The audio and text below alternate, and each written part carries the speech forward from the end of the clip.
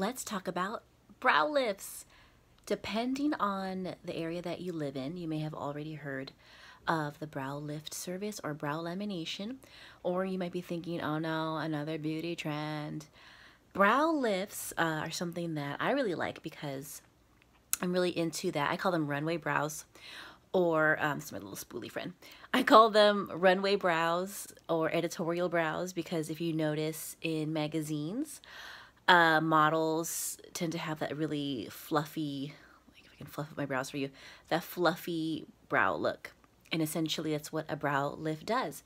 So a brow lift is similar to a lash lift in that it's typically the same products that are used, but with a lash lift or lash perm, you're kind of focused on like lifting the lashes or also like getting a curl to your lashes.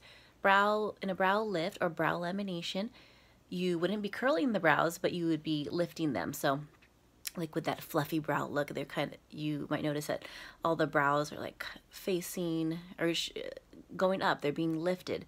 And why would you want that look? Because depending on where you are in your life or how old you are, or just on preference, the lift tends to like open your eyes up. It makes you look more awake. It's lifting everything. Or if you're younger, you're probably already lifted. You still have all your collagen. But I personally like that fluffy brow look. Like I said, it looks like a lot of what you see in a magazine or on models. If you ever look through a magazine, you might notice that the brows on models are not super perfectly filled in. There's some fluff in the beginning, and it just makes for a fuller brow. Also, if you're like me, my brows they kind of grow down towards the end, like they want to face. Some of the brows are really stubborn towards the end. Some point straight down. With the brow lift, we can, with the ingredients that we use, we can break down the hair and then essentially kind of reshape the hair so that it can even cover sparse areas. We can manipulate the hairs to like lay a certain way, and then it'll cover that area or create the illusion of being fuller. And the brow lift typically lasts 4 to 6 weeks. It's kind of like your hair growth cycle or like your lash growth cycle. Or if you've ever gotten a perm on your head, you notice that when the hair starts to grow out, then it starts to get straight and your natural texture starts to come back. So that's similar with the brow lift. It could last up to 4 to 6 weeks. Personally, I've had a brow lift before and I loved it. And I noticed that, so the first couple of days, you're not supposed to get them wet, and they look great. Once you start to get them wet, it won't look super fluffy, but once you let them dry and you kind of brush them up, or if you just add clear mascara, then it will retain, go back to that shape that it was first at when you first had the brow lift. So I'm going to give myself a brow lift. I'm not going to show you, but I just wanted to show you my before face, and then I will check back in after the brow lift is done and you can see the results.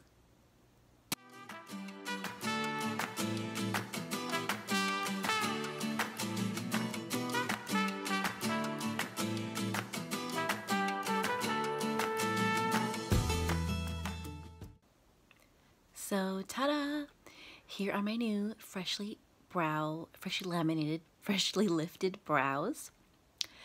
If it's your first time, the service may take as long as an hour, just so I can assess your the texture of your hair. If you have naturally really dense, thick hair, the processing time might take a little bit longer. And also to have a little consultation and to discuss any issues you might have. Just a couple things to note. There's to be no waxing 5 days before or 5 days after the service. So I will do a little bit of shaping after the brow lift, but I'll use tweezers. So hopefully you don't mind tweezers.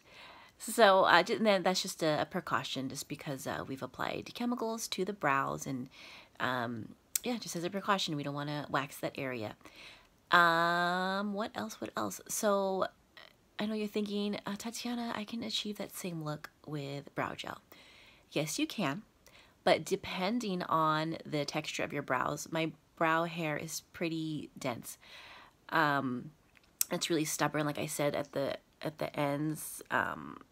They kind of didn't want to move at all, so I think just personally I might use a little longer processing time on myself. But so if I did use a brow gel, first of all, it would look cool in like the first maybe 30 minutes, and then it will go back down. And then I could keep applying the brow gel, but then it'll get all crusty, and then the product would just build up. With brow lift or brow lamination, it's like you are wearing a brow gel, but it stays that way. So after the first 24 hours, you shouldn't get them wet, no steam. Kind of like with a lash lift, that just won't give you long-lasting results. Try to avoid steam. If it gets irritated or itchy, just put a cold compress on top. But once you do get them wet, like I said earlier, you might find that the hair, it won't go back down, but like once they're wet, it'll look like they've gone back down. But just brush them up and then they'll stay that way.